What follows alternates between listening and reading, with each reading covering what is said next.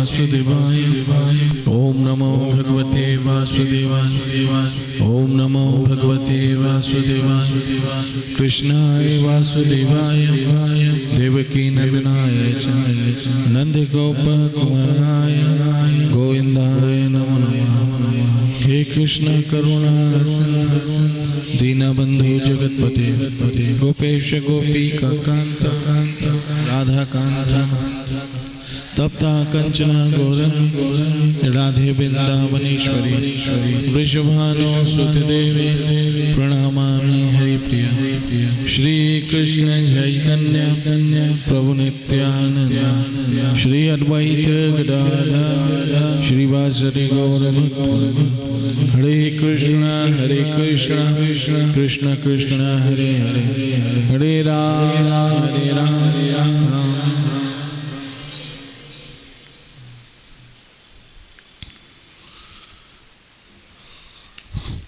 श्रीमद् भागवत दूसरा स्कंद दूसरा अध्याय और 33वां श्लोक। श्रीमद् भागवत दूसरा अध्याय दूसरा स्कंद और 33वां श्लोक। जरा ध्यान से सुनिए। जो लोग भौतिक विश्व में भटक रहे हैं उनके लिए भगवान कृष्ण की प्रत्यक्ष भक्ति से बढ़कर मोक्ष का कोई अधिक कल्याणकर साधन नहीं है। जो लोग भौतिक विश्व में भटक रहे हैं उनके लिए भगवान कृष्ण की प्रत्यक्ष अर्थात प्रत्यक्ष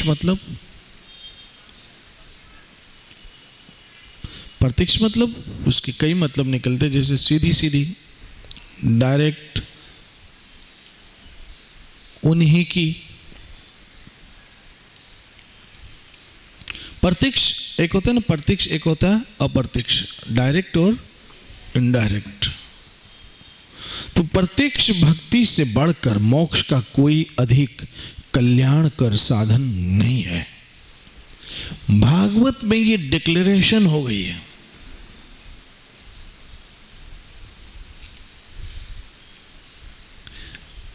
भागवत का ये वर्डिक है, फैसला है और ये घोषणा भी है। इस भौतिक विश्व में श्री कृष्ण की भक्ति से बढ़कर कोई कल्याण का साधन नहीं है।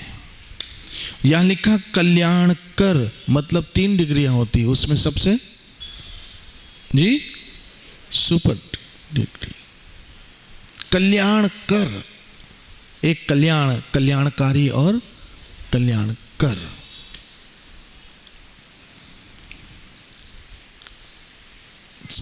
कोई साधन नहीं है।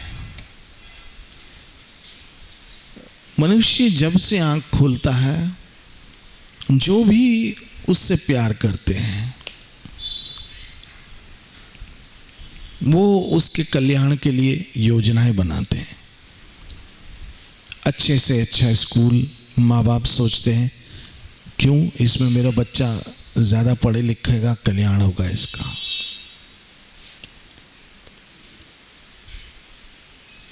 अच्छे से अच्छा कॉलेज, मेरा बच्चा बड़ी डिग्री लेगा, उसका कल्याण होगा। अपनी तरफ से अच्छा बिजनेस खुलवा के देते हैं, मेरे बच्चे का क्या होगा, कल्याण होगा। और न जाने कितनी योजनाएं, कितनी प्लानिंग।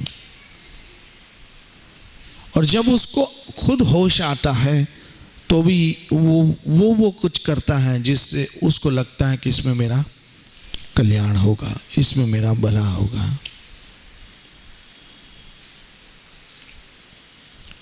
तो पहली बात यह है कि हम जिस बुद्धि के द्वारा किसी के कल्याण का सोचते हैं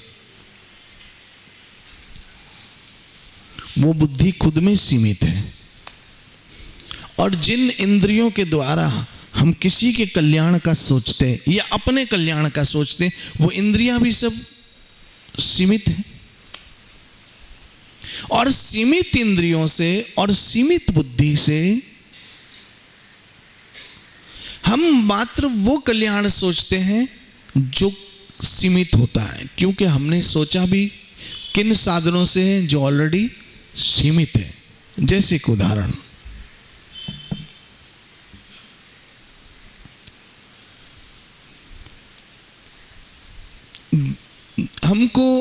हम अगर देखें तो सूरज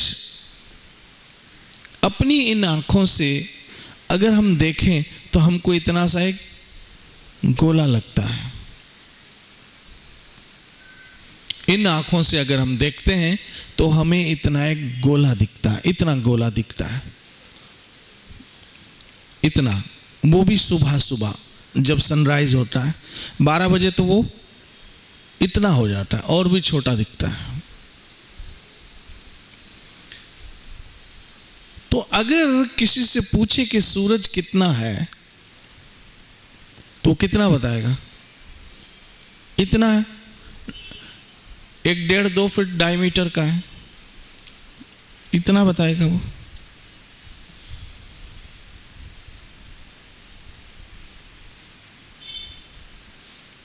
लेकिन क्या वास्तविक में सूरज इतना है?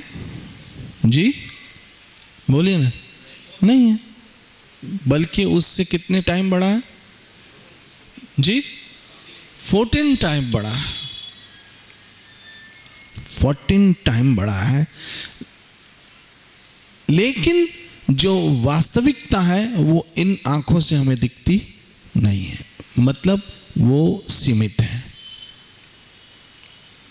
इसी तरह से हमारी बुद्धि भी कहां तक सीमित है? शरीर तक सीमित है। इस शरीर के लिए सोचती है कि इस शरीर की यात्रा कैसे सुखद हो तो हवाई जहाज बना लिया, लेकिन आत्मा की यात्रा कैसे सुखद हो वो उसको ज्ञान ही नहीं है।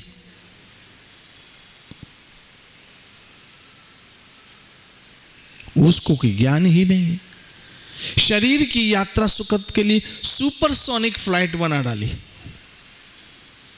लेकिन आत्मा की यात्रा कैसे सुखद हो उसको उस विषय पे उसने कभी बोला ही नहीं, ना रिसर्च किया है, ना उसने कभी किसी तरह का अनुसंधान किया है।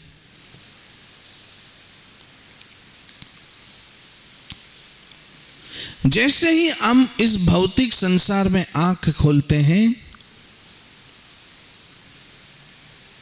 हमें उस शरीर के विषय सबसे ज्यादा ज्ञान दिया जाता है जो नाशवान है, और इसका ज्ञान सबको ही है। आंख खोलते ही जिधर आंख उठाते हैं वहां यही बात हमें दिखती है, ये पेस्ट लगा लो तुम्हारे दांत मजबूत हो जाएंगे। बात किसकी हो रही है? शरीर की। ये क्रीम लगा दो तुम्हारी स्किन हमेशा जवान रहेगी। बात किसकी हो रही है? शरीर की। ये तेल लगा लो तुम्हारे बाल घने और लंबे रहेंगे। बात किसकी हो रही है? शरीर की। ये शैम्पू लगा लो तो तुम्हारे बाल बड़े डैंड्रफ फ्री हो जाएंगे, ऐसे हो जाएंगे, ऐसे होने के। बात किसकी हो रही है? शरीर की। ये डाई कलर लगा लो हमेशा शाइनी बाल रहेंगे। बात किसकी हो रही है? शरीर की। ये काजल लगा लो आंखें ऐसी लगेगी। बात किसकी हो रही है? शरीर की। ये कपड़े पहन लो, ये शर्टिंग शूटिंग ले लो, इससे ऐसे दिखोगे। ये जीन्स ले लो, फलानी जीन्स ले लो। बात किसकी हो रही है? शरीर की। ये शूज ले लो, ये सॉक्स ले लो, ये बनियान ले लो। बात किसकी हो रही है? शरीर की।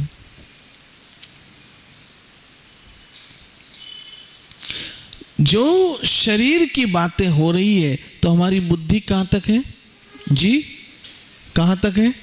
शरीर तक। क्योंकि बचपन से हमने सुना ही है और जब हमने सारी बुद्धि शरीर तक सीमित रखी है, क्यों? कि हमने खुद को क्या समझ लिया? शरीर। वो आत्मा जो हम वास्तविक है, वो चेतन स्वरूप, वो ब्रह्म स्वरूप, वो सच्चिदानंद स्वरूप, वो कृष्ण के अंश स्वरूप जो हम वास्तविक है, वो किसी को सिखाया ही नहीं जाता, ना किसी कॉलेज में, ना किसी मॉन्टेसरी से लेकर हायर एजुकेशन तक ये ज्ञान तो किसी को सिखाया ही नहीं जाता। तो जब जो हम हैं उसका कल्याण कैसे हो? जैसे कि उदाहरण ऐसे हो रहा है कि एक व्यक्ति ने 50,000 का कोट पहन रखा था और वो पानी में डूब रहा था, और लोग बचाने गए किसको? कोट को। कोट बचाओ, क्यों है? 50,000 का है। किसी ने कहा अरे कोट निकालो निकालो, कोट निकालो, उसकी जेब में डायमंड पड़े। किसी ने कहा अरे डायमंड छोड़ो, उसकी तो बहुत सारा प्लैटिनम पड़ा है उसकी जेब में, कोट बचाओ। किसी ने कहा पीएचडी की डिग्री, एमबीए की डिग्री भी उसी में, बचाओ। किसी ने कहा एमबीए छोड़ो, वो हार्वर्ड और ऑक्सफोर्ड से डिग्री लेकर आया था, वो भी उसी में, बचाओ। किसी ने कहा 5 करोड़ का चेकबुक है, बचाओ। और कोट बचा लिया और आदमी डूब गया। कैसा सुनने में लगता? बोलो। बस यही आज के मॉडर्न साइंस का फंडा है। शरीर को बचाओ और शरीर को बनाओ, लेकिन जो उसमें वास्तविक है हम, वो डूब रहा है। उसके विषय कोई ना ध्यान दे रहा है, ना सोच रहा है, ना समझ रहा है, ना ही कोई उसके विषय बोल रहा है, ना ही उसके विषय कोई समझा रहा है। और ऐसा ही या भागवत में कहा, विश्व, इस भौतिक विश्व में लोग भटक रहे हैं, भटक रहे हैं, भटक रहे हैं, भटक रहे हैं। किसके लिए? कल्याण के लिए। लोग सोचते हैं हम यूएस चले जाएं, बच्चों का फ्यूचर है। लंदन चले जाएं, बच्चों का फ्यूचर है। क्या फ्यूचर है? क्या वहां बच्चे दारू नहीं पीते हैं? क्या वहां बच्चे जुआ नहीं खेलते हैं? क्या वहां पर मर्डर नहीं होते हैं, रॉबरी नहीं होती है, फ्रॉड नहीं होते हैं, मर्डर नहीं होते हैं? होते हैं। लेकिन हम सोचते हैं वहां बहुत पैसा मिलेगा, फ्यूचर ब्राइट हो जाएगा, बड़ा फ्यूचर हो जाएगा। क्यों? बड़ी पगार मिलेगी। लेकिन ऐसे मैंने कई बड़े लोगों के जीवन को पढ़ा है शास्त्रों में, किताबों में, जो कितनी तड़प तड़प के मरे हैं, परेशान हो के मरे हैं।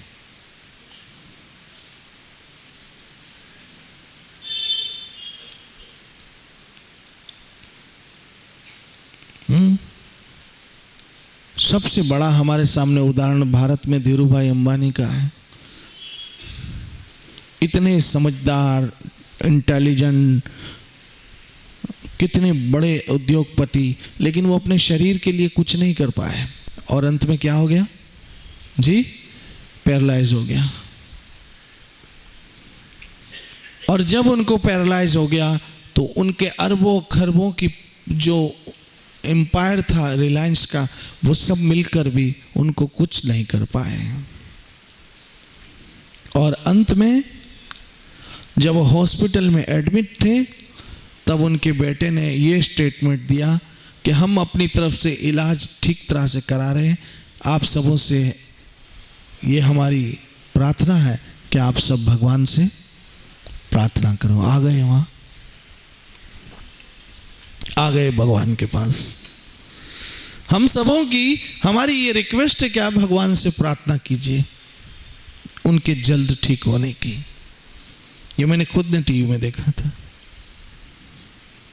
आप भगवान से प्रार्थना कीजिए उनके ठीक होने की। अंत में सबको भगवान के पास आना पड़ता है, चाहे टाटा हो, बिरला हो, अंबानी हो, कोई और हो, सबको ईश्वर की जरूरत है, सबको भगवान की जरूरत है। तब आपका वास्तविक कल्याण क्या होगा? यह स्पष्ट है श्री कृष्ण की प्रत्यक्ष भक्ति, यानी डायरेक्ट, इनडायरेक्ट नहीं। डायरेक्ट क्या?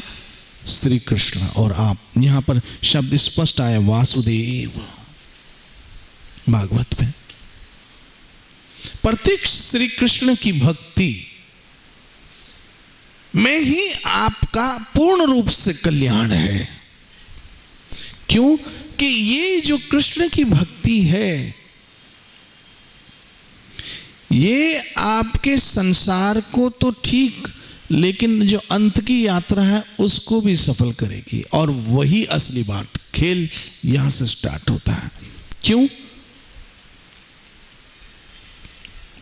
कि जब पैदा हुए तो सब एक तरह से पैदा हुए और मरेंगे तो सब एक तरह से मरेंगे।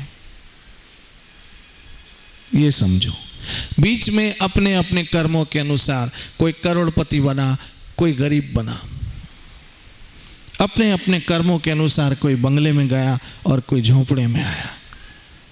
और ये बंगले और झोपड़े का समय, रात सबके लिए एक जैसी है, दिन सबके लिए एक जैसा है, सूरज सबके लिए एक जैसा है, ठंडी सबके लिए एक जैसी है, पवन सबके लिए एक जैसा है, और अनाज, भूख, प्यास सबके लिए एक जैसी है। अमीर को भी भूख लगती है तो वो अन्न खाता है, गरीब को भी भूख लगती है